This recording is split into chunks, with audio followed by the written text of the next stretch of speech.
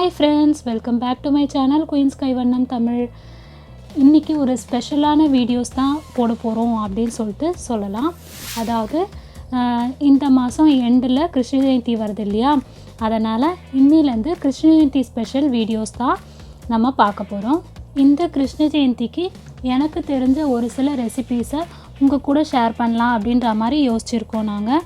அதே மாதிரி பார்த்திங்கன்னா இந்த ரெசிபீஸ் எல்லாமே சிம்பிளாக இருக்க மாதிரி இருக்கும். வீட்டில் இருக்க பொருளை வச்சு நம்ம செய்யணும் அப்படின்ட்டு யோசிக்கிற மாதிரியே இருக்கும். அந்த மாதிரி ரெசிபீஸ் தான் நான் யோசித்து வச்சுருக்கேன். நம்மளே கொஞ்சம் கொஞ்சமாக நம்ம வீட்டுக்கு சாமிக்கு படைக்கிறதுக்காக செஞ்சு வச்சோன்னா அது ஒரு திருப்தியாக இருக்கும் இல்லையா நம்மளுக்கு. அந்த மாதிரி தான் ரொம்ப சிம்பிளான ரெசிபீஸ் தான் நான் யோசித்து வச்சுருக்கேன். கிருஷ்ணருக்கு பிடிச்சதுலேயே நம்ம ஃபஸ்ட்டு என்ன வைப்போம், பால், அவல் இதெல்லாம் வைப்போம் இல்லையா. இப்போ அதை வச்சு ஃபஸ்ட்டு வீடியோ ஒரு ஸ்வீட் வீடியோ கொடுக்கலாம் அப்படின்ற மாதிரி அவல் பாயசம் தான் பண்ண போகிறோம். இருக்கிற பாயசம் ரெசிபீஸ் எல்லாம் பார்த்திங்கன்னா அதில் ரொம்ப சிம்பிளாக பண்ணக்கூடிய பாயசம் பார்த்திங்கன்னா இந்த அவல் பாயசம் தான். அதே மாதிரி இந்த அவல் பாயசம் இருக்கிறதுலேயே நல்லா டேஸ்ட்டாகவும் இருக்கும். இப்போ வாங்க நம்ம எப்படி செய்கிறதுன்னு பார்க்கலாம். பாயசம் செய்கிறதுக்கு எல்லாமே எடுத்து வச்சுருக்கேன். 1 கப் அளவுக்கு அவல் எடுத்திருக்கேன், ஒரு அரை கப்புக்கு சர்க்கரை எடுத்திருக்கேன், 2 ஏலக்காய், திராட்சை, முந்திரி, பாதாம் இதெல்லாம் தாளித்து சேர்க்கறதுக்கு. அதுக்கப்புறம் குங்குமப்பூ கொஞ்சமாக எடுத்திருக்கேன். இது ஆப்ஷனல் தான், உங்கள்கிட்ட இருந்தால் சேர்த்துக்கோங்க, இல்லைன்னா ஸ்கிப் பண்ணிவிடுங்க.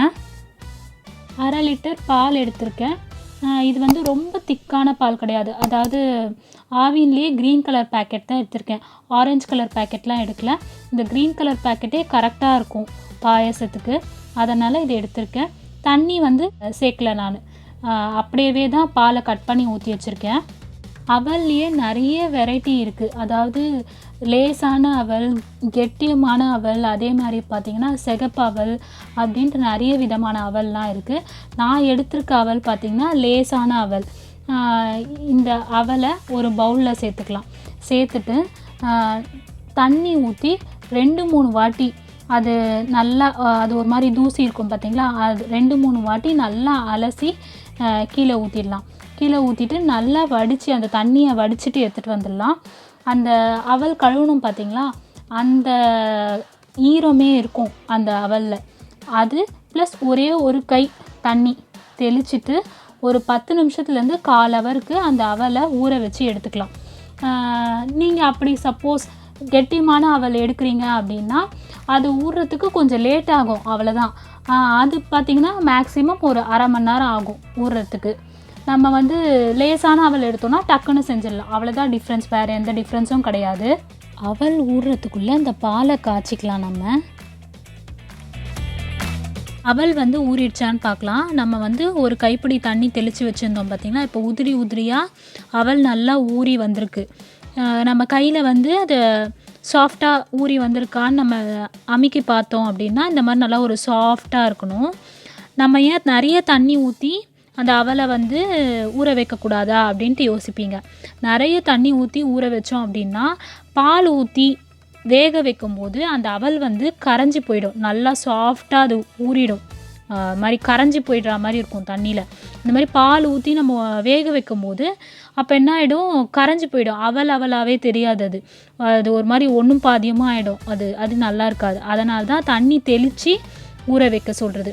இப்போ ஊறின அவலில் நம்ம காய்ச்சி வச்சுருக்கோம் பார்த்திங்களா, அந்த பாலை ஊற்றி அவலை நல்லா வேக வச்சுக்கலாம்.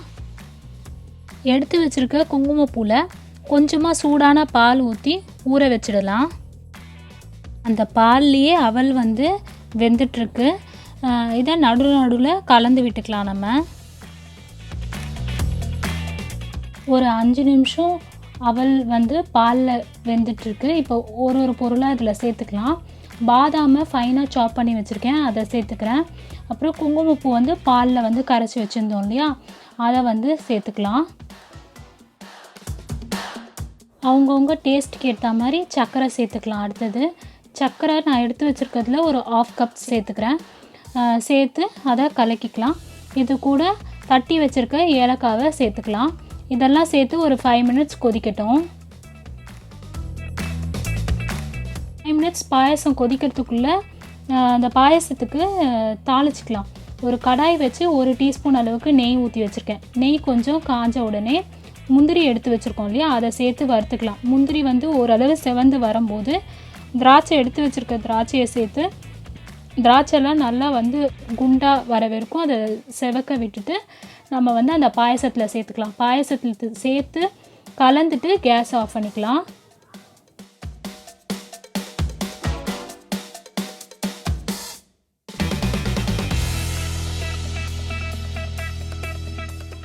இப்போ பார்த்தீங்கன்னா அவல் பாயாசம் சூப்பராக ரெடி ஆகிடுச்சு. டேஸ்ட்டு கூட சர்க்கரை டேஸ்ட் எல்லாமே கரெக்டாக இருந்துச்சு. இந்த குவான்டிட்டி நம்ம செஞ்சது பார்த்திங்கன்னா இந்த மாதிரி பவுலில் ஒரு 5 பவுல் வந்து நம்மளுக்கு கிடைக்கும் நம்ம செஞ்ச குவான்டிட்டி. இதே மாதிரி நீங்கள் ட்ரை பண்ணி பாருங்கள். ட்ரை பண்ணிவிட்டு எங்களுக்கு கமெண்ட் பண்ணுங்கள். இந்த வீடியோ உங்களுக்கு பிடிச்சிருக்கு, யூஸ்ஃபுல்லாக இருந்துச்சு அப்படின்னா இந்த வீடியோக்கு ஒரு லைக் பண்ணுங்கள், உங்கள் ஃப்ரெண்ட்ஸ் கூட ஷேர் பண்ணுங்கள். மறக்காமல் எங்கள் சேனலை சப்ஸ்கிரைப் பண்ணிக்கோங்க. இதோட அடுத்த கிருஷ்ண ஜெயந்தி ஸ்பெஷல் வீடியோ வந்துகிட்டே இருக்குது. வெயிட் பண்ணிகிட்டே இருங்க. தேங்க்யூ. பாய் பாய்.